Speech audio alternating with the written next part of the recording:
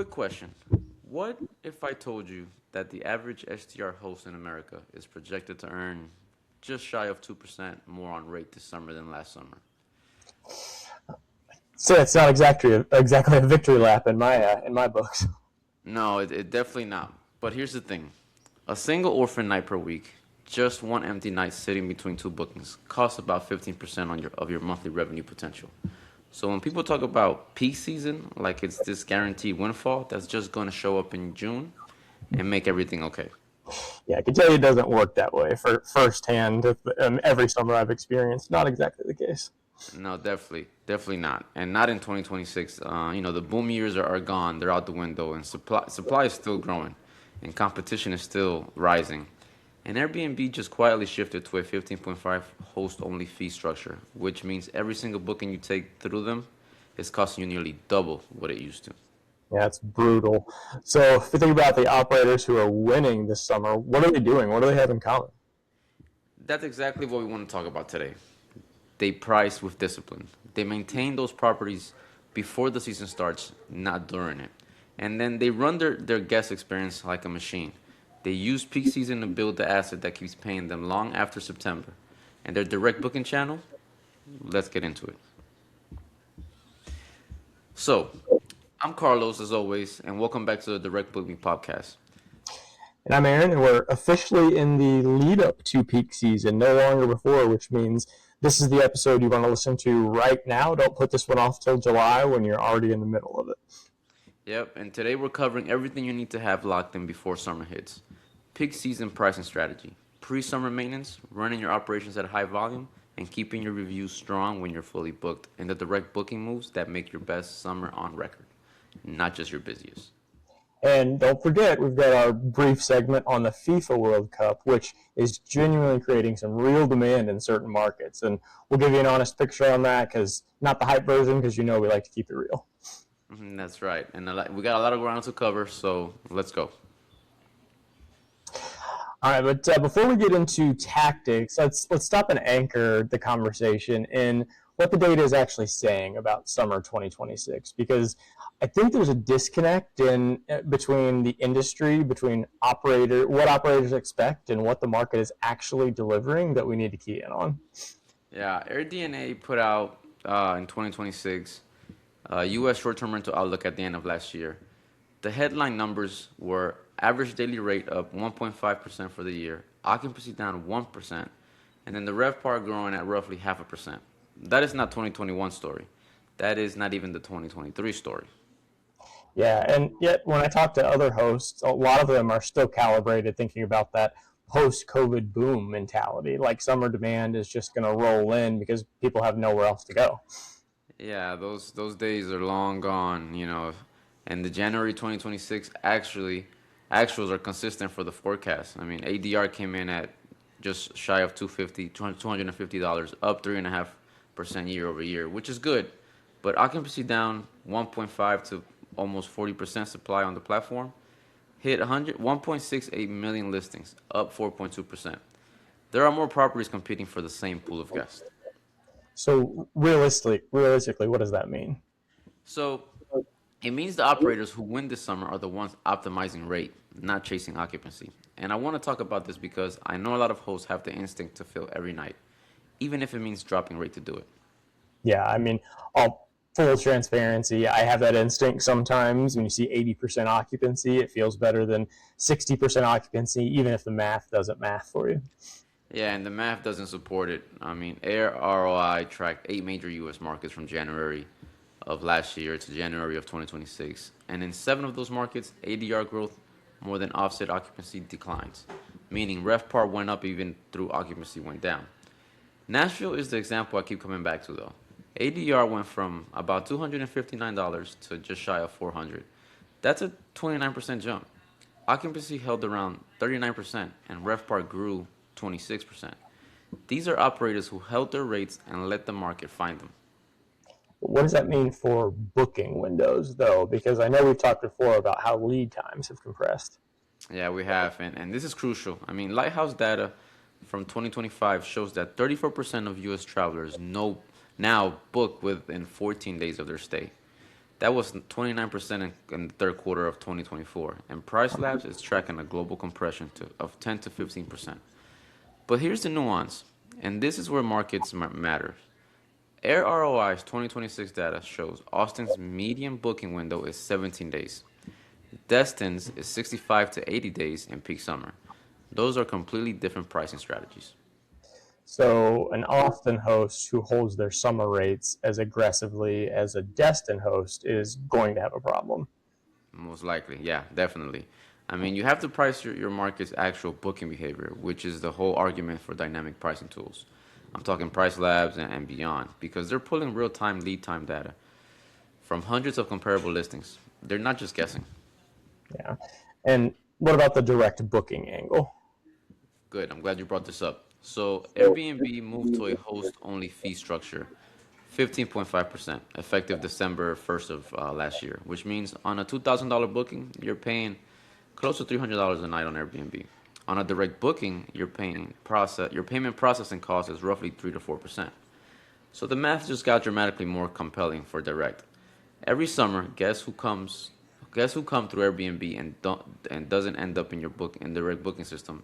It's a $300 bill you'll pay again next summer. We're going to come back to this in every segment. Good. Yeah, and let's talk about pricing mechanics though. Okay, let's get into the actual pricing playbook for peak season. Yeah, okay. So starting with the biggest mistake I see every summer, operators using Airbnb's native smart pricing tool and thinking that's dynamic pricing.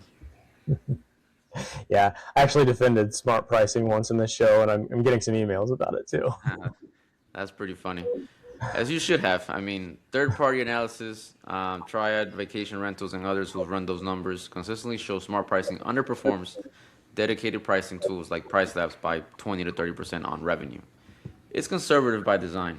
I mean, Airbnb's goal with smart pricing is to fill your calendar, and your goal is to maximize what you earn. Those are not the same goal. And properties using proper dynamic pricing earn how much more than static pricers? Up to 40% more annual revenue, according to Gessie's pricing research. And that gap widens in peak season because dynamic tools capture the demand spikes. That that is static rate just leaves on the table. One specific example from Price Lab users: a host going from $250 to about $650 a night during a local event because the algorithm caught the demand signal. All right, now let's talk minimum stays though, because this is where I see a lot of operators get themselves in trouble. Yeah, for sure. Minimum stay strategy this for the summer is a balancing act. Is you're juggling. For vacation markets, I'm talking beach, your mountains, your lakes. 4 to 7 minimum during true peak weeks are appropriate. Urban markets closer to 2 to 3. And the reason you want longer minimums during your premium weeks is to prevent your best days from being fragmented by a two-night booking that creates orphan gaps on either side. Yeah, and then you end up with the Tuesday or Wednesday simply sitting between two bookings. I know me personally, I think my minimum is at least a 4 night in the summer, five in other cases when there's high demand. So certainly Yeah. helps. For sure. And HostAway estimates the gap nights cost property managers 5 to 15% of potential revenue on a property generating 50,000 a year. That's 25 to $7,500 just bleeding out of the calendar. And so Connect, who we just did a podcast on, modeled it specifically. 91 unfilled gap nights at $200 a night is about $1,800 in lost revenue. Yeah, brutal to see that.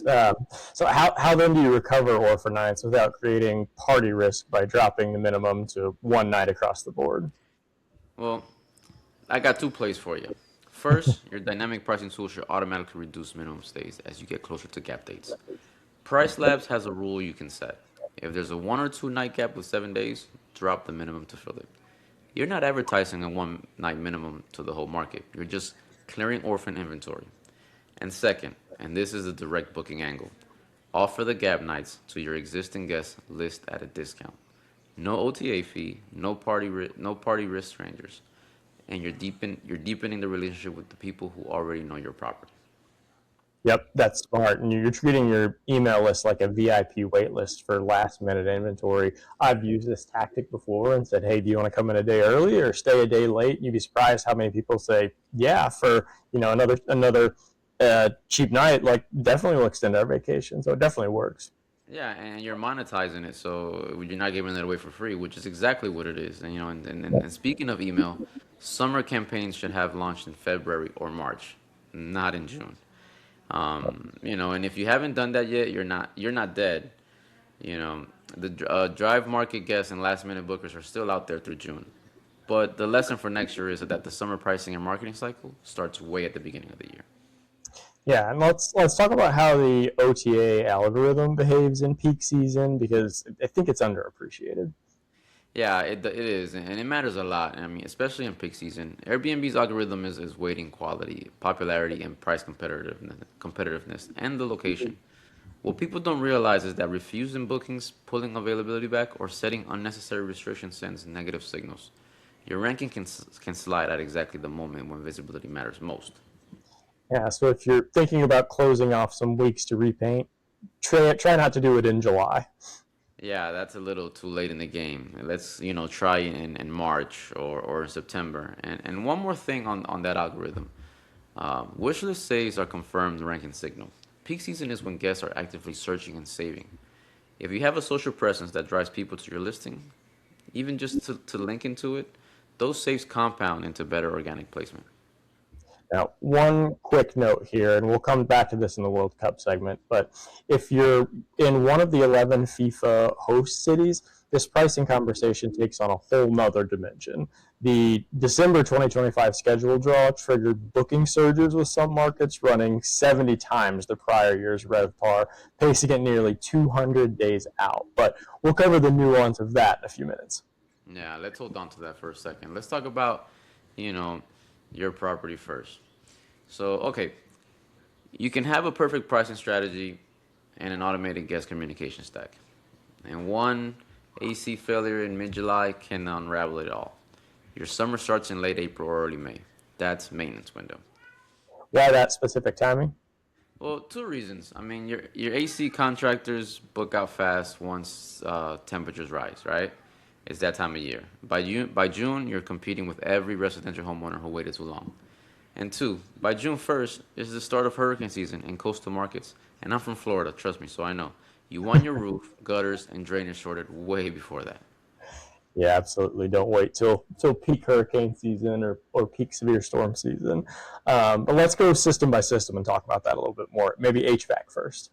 Yeah, so schedule your preseason service now if you haven't. I mean, the checklist goes replace filters. This needs to happen every 30 to 90 days during peak season, depending on usage. Not once a season. Have those coils cleaned, refrigerant checked, condensate drain flushed, electrical connections tightened. I mean, a dirty filter alone can reduce system efficiency by up to 15%. And in hot markets like Florida and Texas, AC failure is a liability issue. You're looking at refunds and potential legal exposure if a guest is stuck in an 85-degree property. That's pretty hot. Yeah, I'd much rather take the small hit up front than the big hits on the back end. So, Sure. uh, let's talk about pool owners. I know a lot of our listeners are in beach and vacation markets where a pool is basically a requirement. What does peak season pool maintenance look like? So running your pump 8 to 10 hours a day in peak heat, up to 12 during heat wave, testing the chemistry at minimum twice a week. Some operators test daily when it's really hot. Salt pools need daily monitoring. And check and lubricate those O-rings. Replace any cracked or stretched gaskets before the season. Inspect the deck and hardscape around the pool for cracks or lifting. That's a liability issue if a guest trips. Yeah, and smart home tech is becoming part of the maintenance conversation too. Now, have you heard more about that? Yeah, it is. It's actually part of the maintenance conversation and the operations conversation. Smart thermostats, like Ecobee Nest and Honeywell, who we know, integrated with your PMS through something like Point Central or Operato.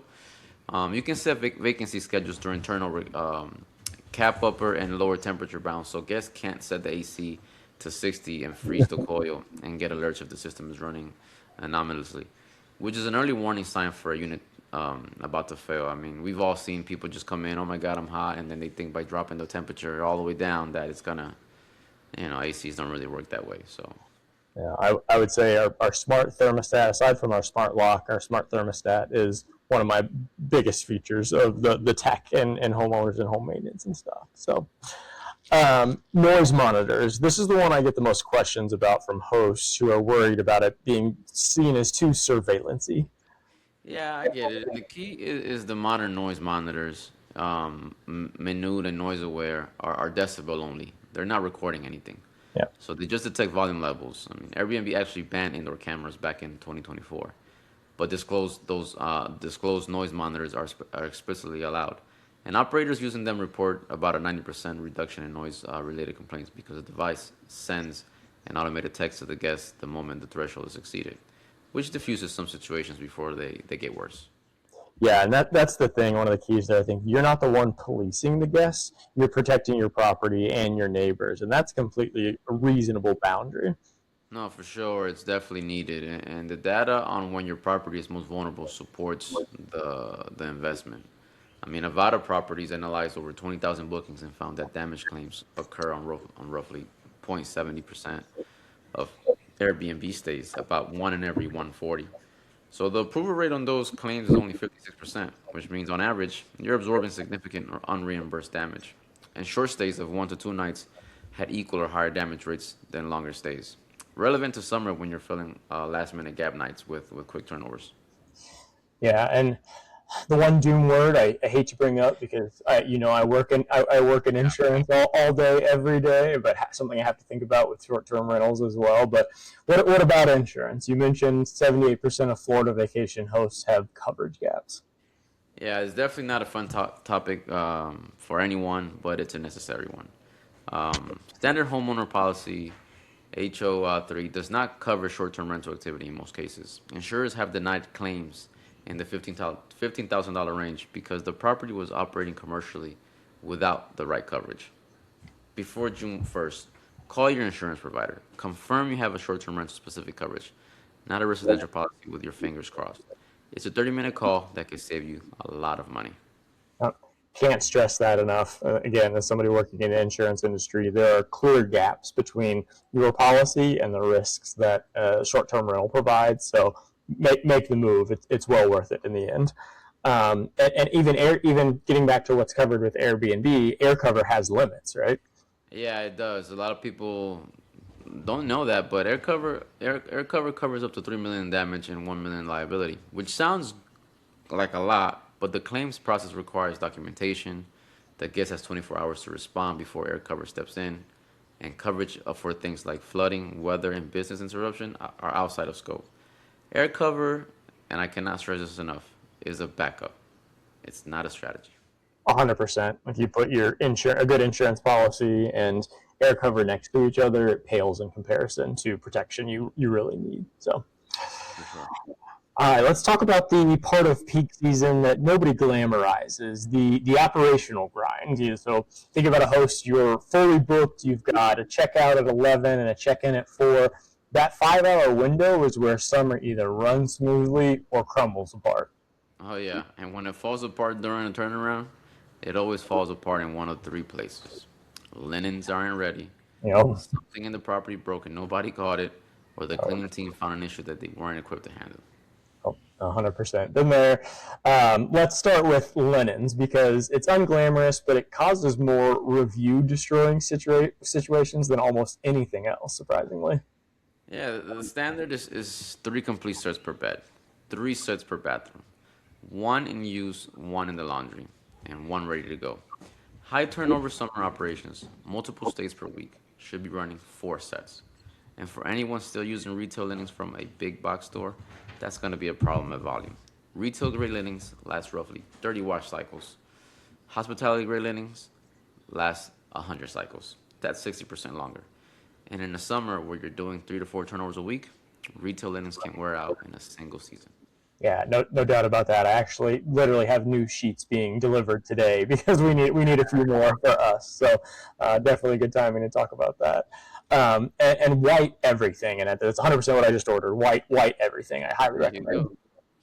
That's right. White everything. It's the industry standard for a reason. You can bleach it. It reads clean to guess, and you can replace individual pieces without mismatching. Photo checklists through Breezeway or Turno make this standard. Your cleaner follows the checklist, photos, everything, and if something's wrong, it gets flagged before the guest ever sees it.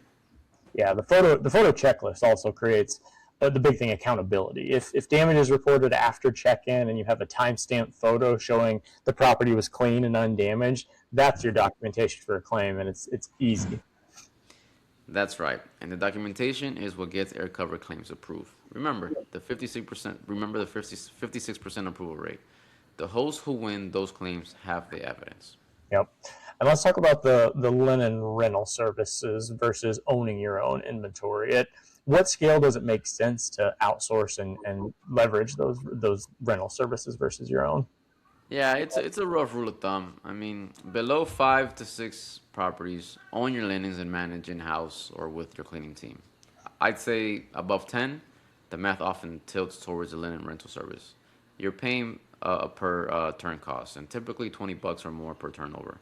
But you eliminate the capital cost of inventory, right? The laundry, logistics, and the replacement cycle. For operators running 15 to 20 units at peak summer volume, that's real operational load off the table. Yeah, 100%. As you scale, you've got to optimize and have the right systems and processes in place. So there's a big benefit there once you cross that threshold. And the turnover window is also a revenue opportunity, which brings me to what I want to talk about next in upsells. Yeah, for sure. I mean, 82% of vacation rental operators don't currently offer upsells. Not 82% do it poorly, but 82% don't do it at all. That's not a competitive market. It's just missing the gap. Yeah, and walk me through the math on that because I want people to actually feel what this means. So, boring hosts model 20 property portfolios, right? And about 60% occupancy, roughly 90 stays at a month, with just early check-in and late checkout enabled. Two of the simplest possible upsells. They projected just over $2,000 in additional monthly revenue. That's just shy of $30,000 a year on automation that costs $13 a month per listing, let's say. The return on that is almost comical. Yeah, 100%. What are the summer specific upsells that we see working? Man, early check-in is the biggest one that I always see. I mean, guests flying in for a beach week who will land at 11. We've all been there, right? And where we land, we get there and we got another 3, 4 hours till we can check in. Those guys will happily pay $40 to $75 to go straight to the property. And Yep. then same thing with the late checkout. Same logic. Mid-stay cleaning for stays of 5 nights or more. You got your pool heating if it's not on default. Beach or outdoor gear rentals, paddle boards, bikes, beach chairs, um, pre-stocking the groceries, welcome packages, romance packages, or even offering local experience partnerships. The sweet spot for offering these is 7 to 14 days before arrival, and guests are mentally already in vacation mode, and the conversion is the highest. Yeah, and the direct booking angle on upsells is another important one here. Big time. I mean, when a guest books direct, you have their contact information, right? You can send them a pre-arrival email with all these offers. On Airbnb, you're competing for attention inside the messaging thread.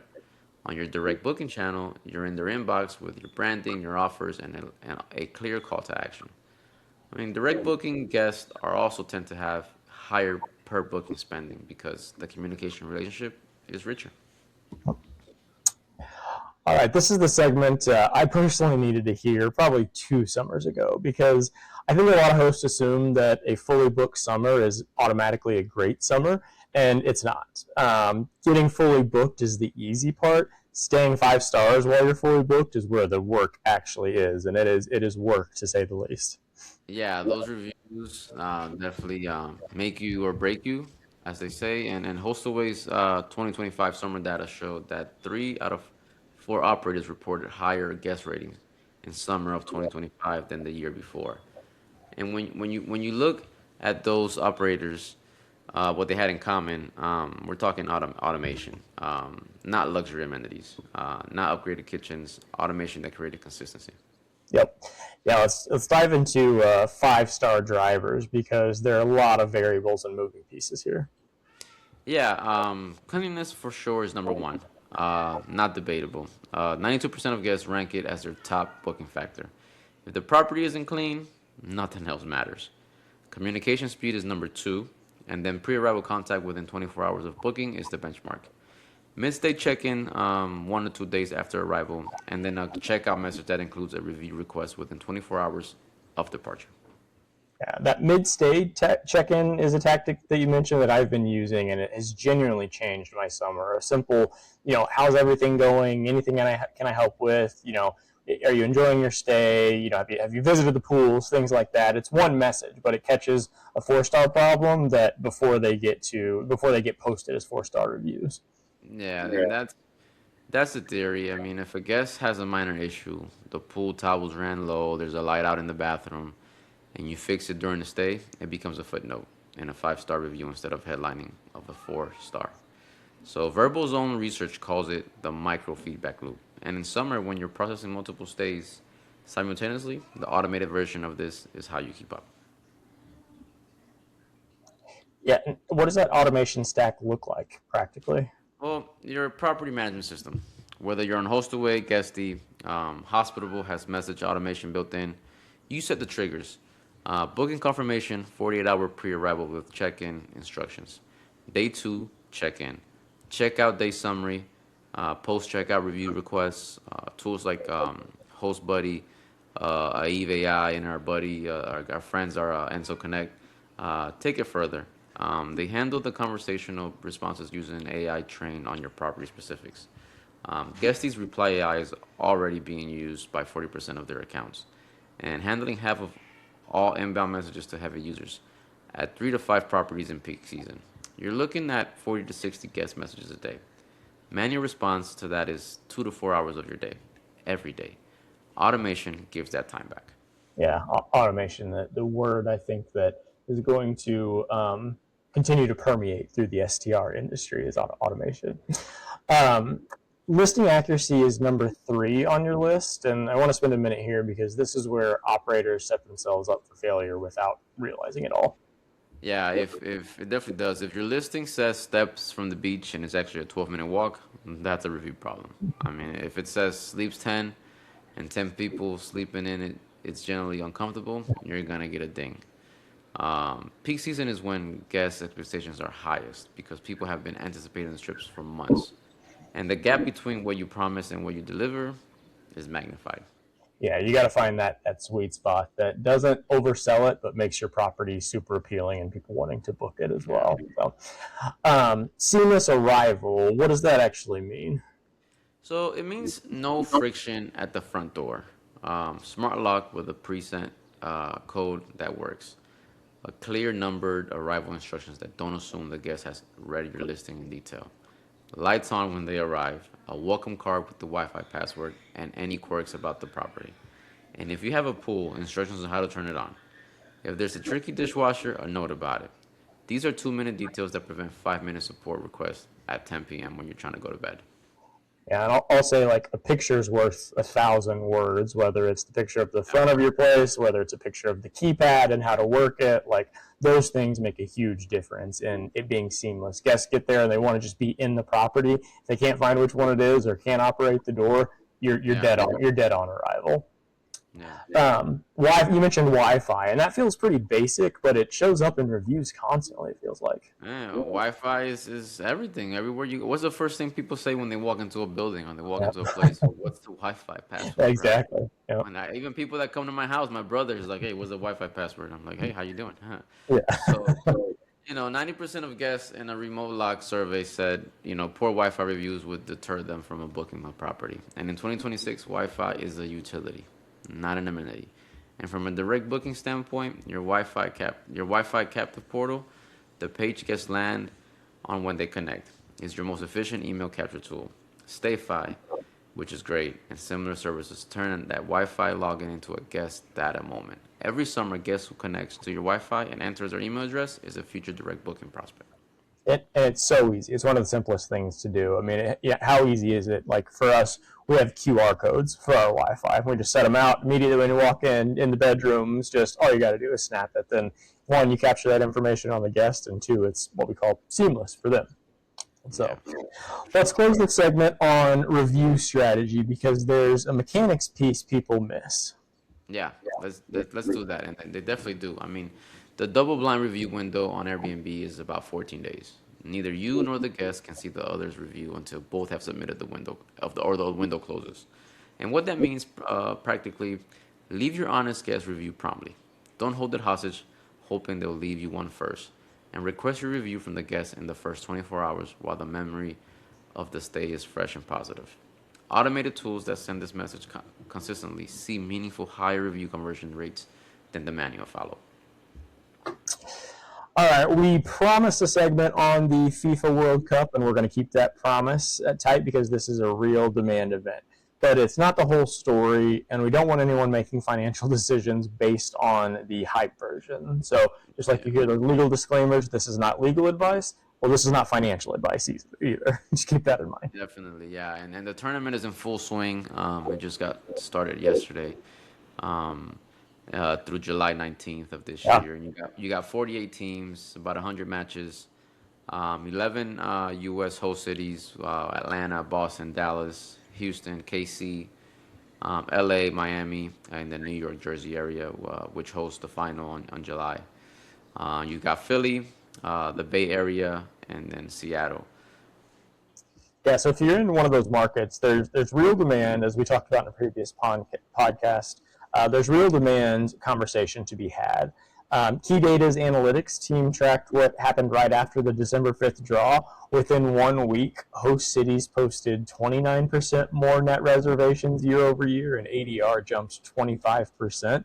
And 13 of the 16 North American cities saw both higher reservation and higher rates simultaneously. Yeah, and some markets had pacing at 70 times last year's speed at nearly 200 days out. Miami was one of those standouts, and Kansas City was the breakout market no one had on their radar.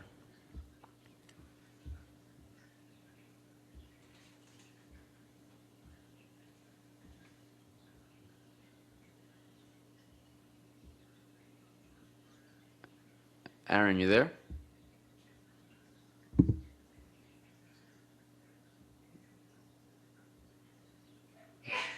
Yeah, I can't hear you.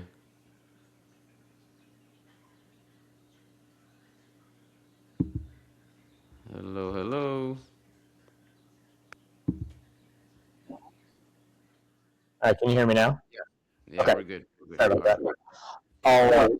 I'll start over on Yeah, Deloitte Airbnb. yeah. All right. Deloitte and Airbnb modeled host earning projections, assuming 60% occupancy and 90% rate premium over baseline. The average across U.S. host cities, roughly 4,000 per host during the tournament window. New York and New Jersey at 5,700, Boston at 50. Lost you again. Is it your mic?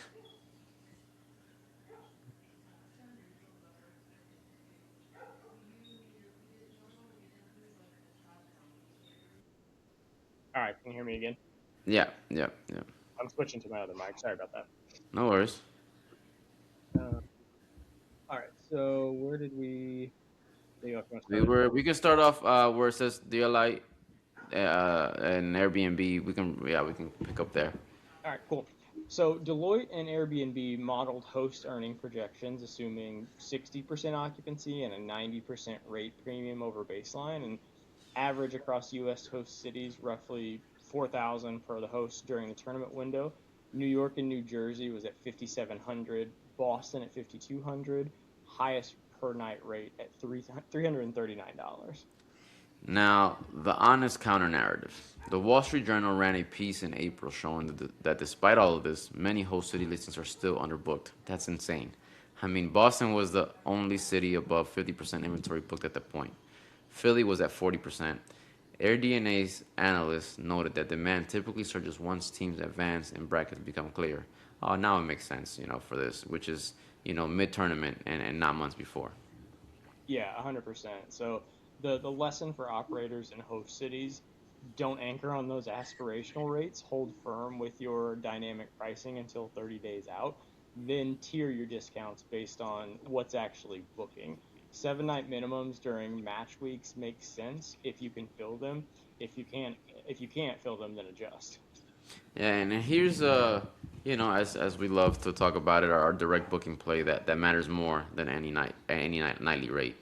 These guests, our international travelers, sport fans paying premium rates, our once in a generation list building bookings.